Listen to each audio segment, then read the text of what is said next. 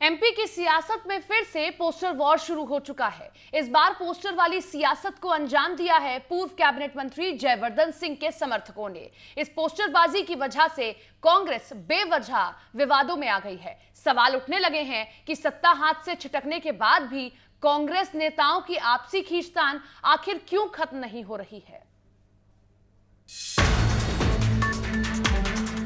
MP में कांग्रेस के हाथ से सरकार छिटके जमाना हो गया, लेकिन बावजूद इसके कांग्रेस के अंदर का खींचतान थम नहीं रहा।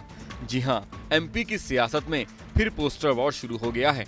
दरअसल पूर्व कैबिनेट मंत्री जयवर्धन सिंह के जन्मदिन पर उनके प्रशंसकों के द्वारा शहर में कुछ पोस्टर लगाए गए थे, जिनकी वजह से ये चर्चा आम हो गई कि क्या कांग्रेस में अंदरूनी खींचतान अभी भी जारी है।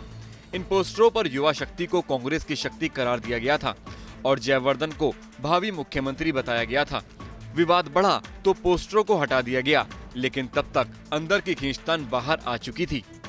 मध्य प्रदेश में एक बार फिर से पोस्टर वॉर की राजनीति शुरू हो गई है। राजधानी भोपाल में अलग अलग जगहों पर दिग्विजय सिंह के बेटे और मध्य प्रदेश के पूर्व कैबिनेट मंत्री जयवर्धन सिंह के पोस्टर लगाए गए थे। ठीक इसी जगह पर भी एक पोस्टर लगा हुआ था जिसमें लिखा हुआ था कि कांग्रेस की शक्ति युवा शक्ति। अब वो पोस्टर को निकाल दिया गया है, क्योंकि इस पोस्टर को लेकर ट्वीट किया गया था। बीजेपी ने निशाने पर लिया था कांग्रेस को, ये कहा था कि अब मध्य प्रदेश के अंदर भावी मुख्यमंत्री के पोस्टर लगाए जा रहे हैं, जिसके बाद पोस्टर वॉर की राजनीति लगातार गरमाई थी और जिसके बाद ठीक यहां से इन पोस्टरों को निकाला गया है। तो ये कहना गलत नहीं होगा कि मध्य प्रदेश के अंदर अब लगातार पोस्टर वॉर की राजनीति शुरू हो गई है और सभी नेता अपने आप को प्रोजेक्ट कर रहे हैं।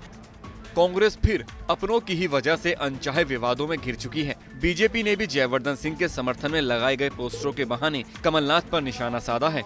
श्रीमान दिग्विजय सिंह जी राजनीति के माहिर खिलाड़ी हैं और ये दिखाई देता है कि पुत्र मोह में किस प्रकार से वो जकड़े हुए हैं। कमलनाथ सरकार की 28 मंत्रियों को पूरी की पूरी कैबिनेट मंत्री का दर्जा सिर्फ और सिर्फ दिग्विजय सिंह जी के पुत्र मोह के कारण मिला था।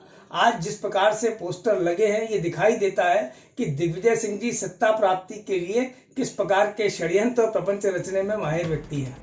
बीजेपी कांग्रेस पर निशाना साध रही है, तो वहीं कांग्रेस की ओर से बीजेपी को अपना घर संभालने की नसीहत दी जा रही है।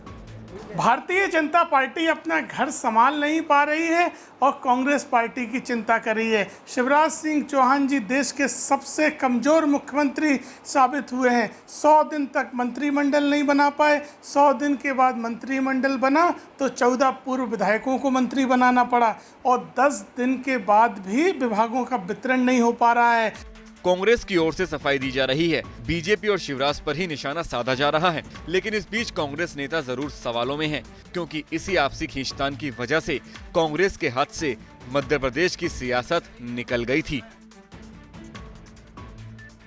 भोपाल से जितेंद्र शर्मा के साथ टीम न्यूज़ स्टेट।